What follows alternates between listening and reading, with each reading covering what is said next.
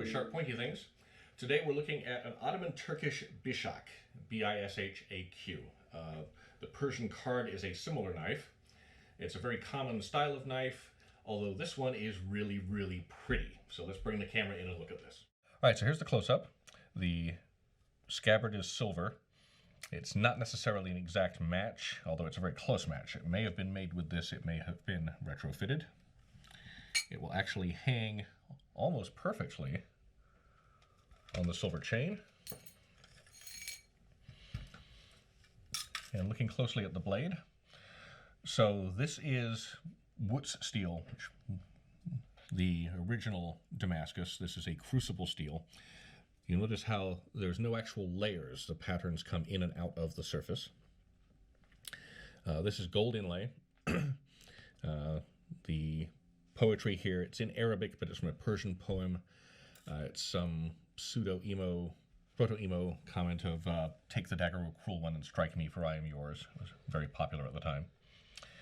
We've got a fuller on the blade, a fuller on the spine, and a fuller on this side, and more gold inlay. It's very, very pretty. This is jade. I believe the stone is garnet.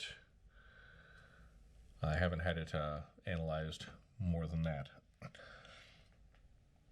So this was a dress piece, but it's certainly very functional.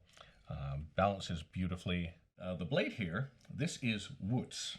This is the original Damascus steel that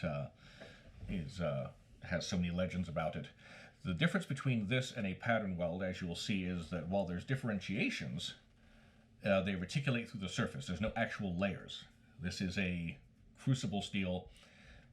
The iron is poured either with carbon, charcoal, into a crucible, or into a wooden crucible where it just draws carbon directly out of the charring wood, and you get a dendritic structure throughout the billet, and when you forge it down, it gives you this beautiful patterning.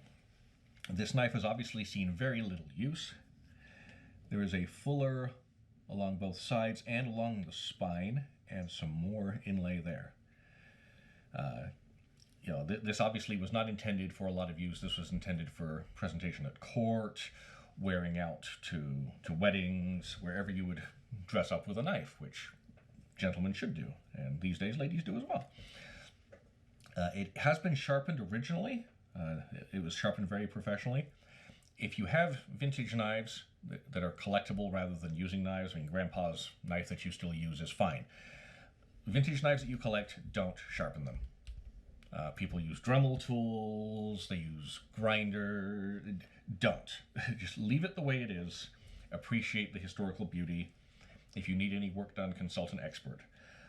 There's knives I will work on. There's knives where I will find you a different expert to work on them, because I don't have, I'm a generalist. There are some very specific skills that I sometimes don't have. But amateurs, especially the videos all over YouTube of restoring stuff, don't do that. Whatever you do, no belt sanders, no files. There's ways to address issues. But in this case, the knife is in pristine condition. It is going to stay that way. And this is one of the nicer pieces in my collection. This one is unfortunately not for sale. But if I find others, I will let you know. So certainly a dressy piece. Sometime between 1750 and 1850, I'm trying to get further information on that. As I said, I'm a generalist, and this is a very, very specific era and piece. So you know the drill below, like, subscribe, all that kind of stuff, so we can do more of these videos. The website is Sharp Pointy Things. It's largely custom stuff and vintage stuff. It varies from time to time, but these videos are meant to be informative. Thank you very much.